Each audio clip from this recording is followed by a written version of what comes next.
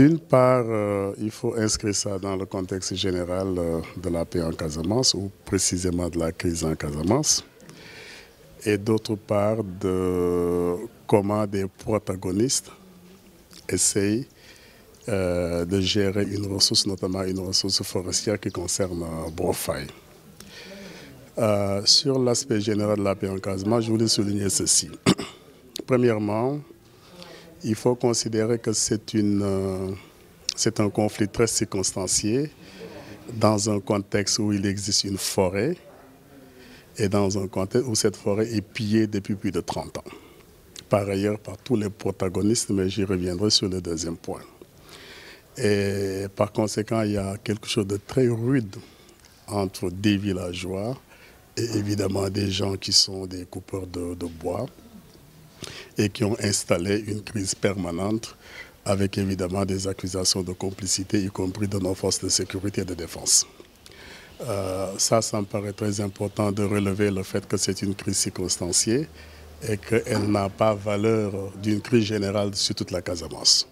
Moi, je suis en toute la Casamance, des Kalounaï au Kassa, du Kassa au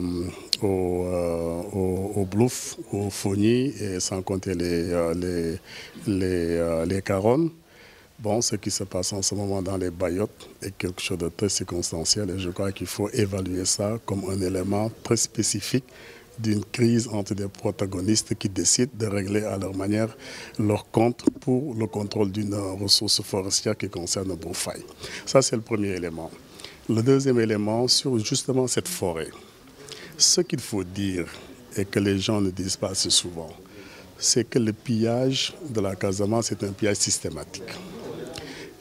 Qui implique, c'est vrai, le MFDC depuis plusieurs années, mais qui, depuis quelque temps, n'est plus intéressé à piller les forêts, parce que les forêts aussi, c'est un élément de recours pour eux. Donc ça n'a plus de sens de dire que c'est le MFDC qui pille les forêts.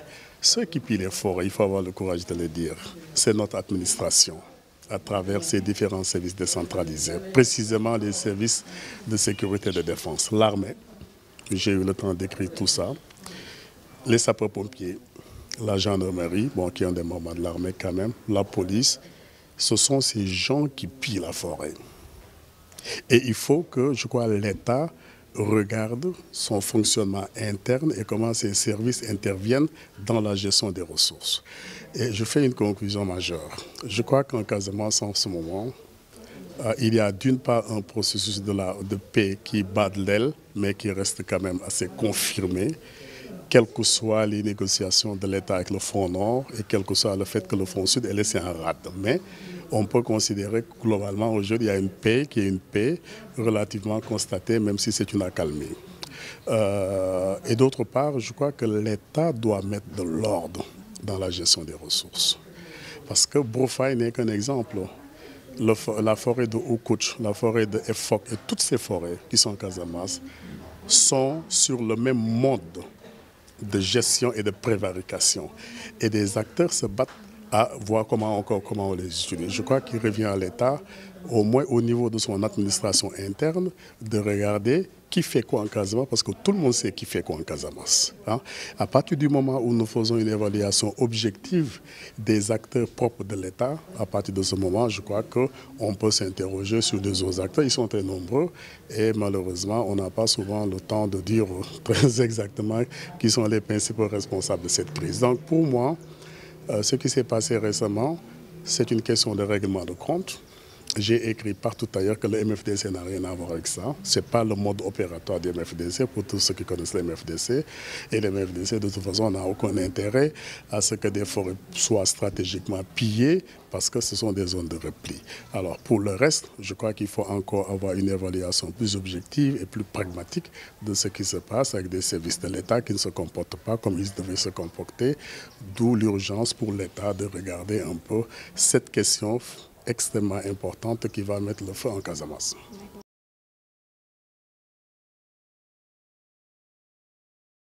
Mais je crois que tous ceux qui connaissent le MFDC savent que depuis très longtemps, que ce soit le Front Sud avec Atout Badiat, que ce soit le Front Nord avec Salif Sadio et les autres fronts connexes, savent que ce type d'attaque qui relève du banditisme, le MFDC ne le fait plus.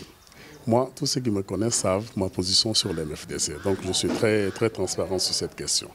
En revanche, pour moi, le lien n'est pas établi. Tout le monde sait que Brofay est une forêt que se disputent des populations qui veulent la préservation de leur forêt et des coupeurs de bois sur une longue période, de façon totalement, on va dire, personne ne les a jamais sanctionnés. Et il y a de l'irritation qui ne justifie pas de tuer 13 civils, même de tuer un civil. En revanche, tous ceux qui habitent dans cette zone savent qu'il y a eu une irritation incroyable des populations face à la désinvolture de ceux qui coupent le bois et face au fait que ces populations considèrent que les forces de sécurité, notamment la gendarmerie, protègent ces gens-là, y compris la justice protège ces gens-là. Ça, c'est quelque chose de très connu maintenant. L'État le sait, tout le monde le sait. Donc, il ne faut pas, à mon avis, aller outre que ça, encore que l'État négocie en ce moment avec le Front Nord. On sait tous que le Front Sud n'est pas du tout d'accord, mais on sait tous également que l'MFDC, c'est une coquille vide. C'est une façon seulement pour les forces de sécurité de dire voilà le bouc émissaire et de cacher leur propre forfaiture. Mais tout le monde sait que l'MFDC, en Casamance, ce n'est absolument rien du tout.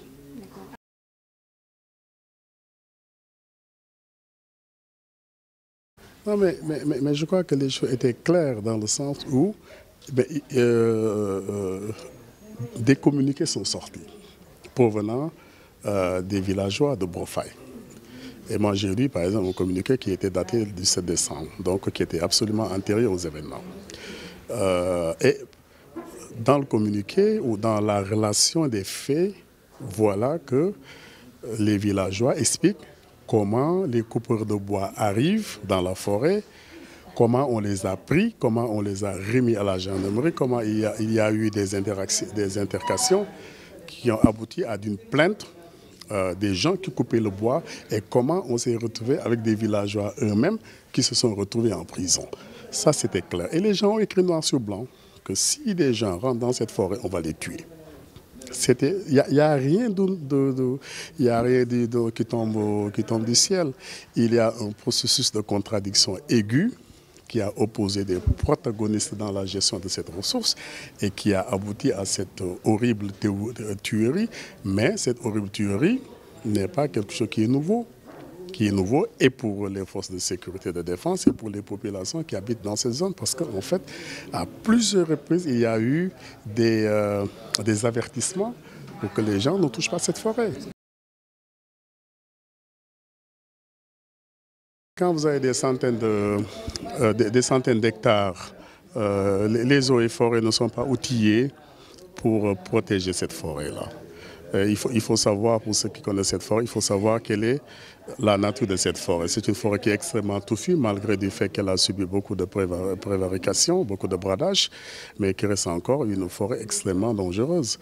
D'ailleurs, on a bien vu comment les sapeurs-pompiers n'ont pas réussi ou n'ont pas voulu y entrer pour aller prendre les corps. Vous comprenez? Bon, parce que c'est une zone aussi un peu dangereuse que revendique un peu le Front Sud, notamment le front de Atoute-Badiat. Je crois que des forêts comme la forêt de Brofay, il n'y a que l'armée qui peut assurer sa surveillance en relation avec les services des eaux et forêts. Mais si on laisse tel quel le service des eaux et forêts, évidemment, elle ne pourra rien faire. Mais attention, il faut dire simplement que tous ceux qui braconnent, pas braconner, mais tous ceux qui bradent ces forêts, mais ils sont connus des services. Ils sont connus et des services de la gendarmerie et des services des eaux et forêts et des OCR, ils sont connus. Le problème, ce n'est pas ça. Le problème, c'est l'impunité générale sur fond de complicité des structures de l'État dans le cadre du bradage de ses ressources. Et il faut avoir le courage de le dire parce que ce n'est pas autre chose que ça. Après, je pense que l'État va prendre des mesures appropriées pour sans doute repositionner l'armée dans cette forêt parce qu'il n'y a que l'armée qui peut surveiller des centaines d'hectares dans une forêt touffue.